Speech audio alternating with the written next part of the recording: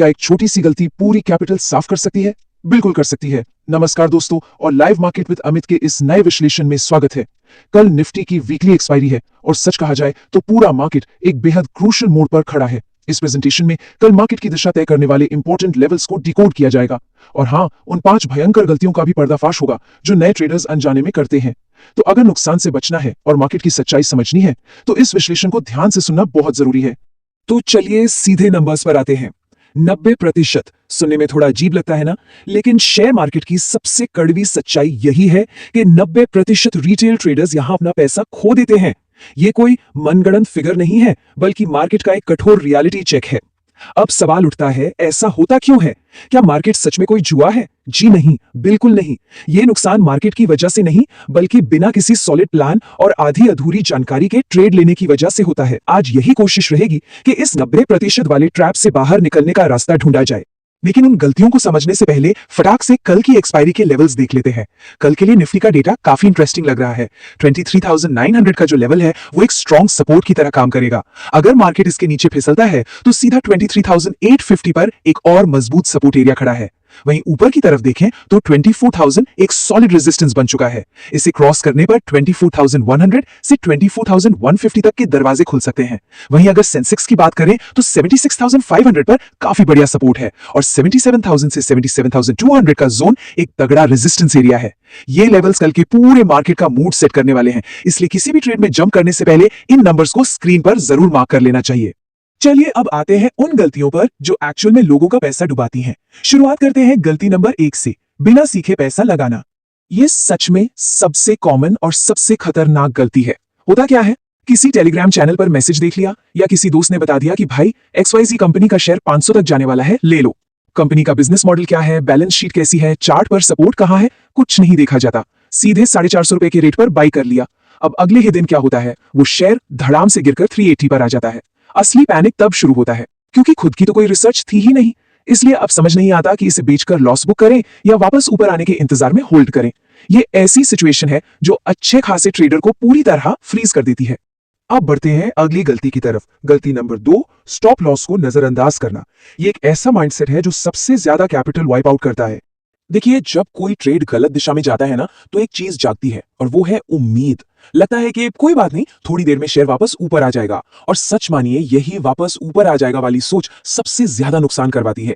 Example के लिए मान लीजिए 1000 रुपए का एक शेयर खरीदा। अगर पहले से फिक्स था कि 970 पर स्टॉप लॉस लगाना है, तो ट्रेड गलत होने पर भी सिर्फ 30 रुपए का लॉस होगा। ये छोटा सा नुकसान इजीली बचाया जा सकता है, राइट? लेकिन अगर स्टॉप लॉस को इग्नोर कर दिया तो वही शेयर 900, 850, यहां तक कि 800 तक भी जा सकता है। छोटा नुकसान बुक करना कोई हार नहीं, बल्कि समझदारी है, क्योंकि ये उन बड़े नुकसानों को रोकता है जो पूरे पोर्टफोलियो को तबाह कर सकते हैं। चलिए अब तीसरी सबसे बड़ी भूल को डिस्कस करते हैं। गलती नंबर 3, डाइवर्सिफिकेशन की कमी। मतलब अपनी पूरी पूंजी सिर्फ एक ही टोकरी में रख देना। मार्केट में रिस्क मैनेज करना सबसे ज्यादा जरूरी होता है। अक्सर लोग ये सोचकर कि एक ही स्टॉक से मैक्सिमम रिटर्न निकालेंगे, अपना पूरा कैपिटल उसी में लगा देते हैं। मान लीजिए इन्वेस्टमेंट के लिए 1 लाख रुपए हैं। अगर ये पूरा पैसा एक ही शेयर में लगा दिया और वो शेयर 20% गिर गया तो सीधा 20,000 का झटका लगता है।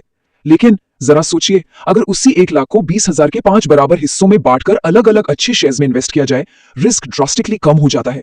अगर एक शेयर थोड़ा बहुत गिर भी गया तो बाकी के 4 उस नुकसान की भरपाई आराम से कर सकते हैं। डाइवर्सिफिकेशन एक तरह से मार्केट में लाइफ जैकेट का काम करता है। अब आती है चौथी गलती।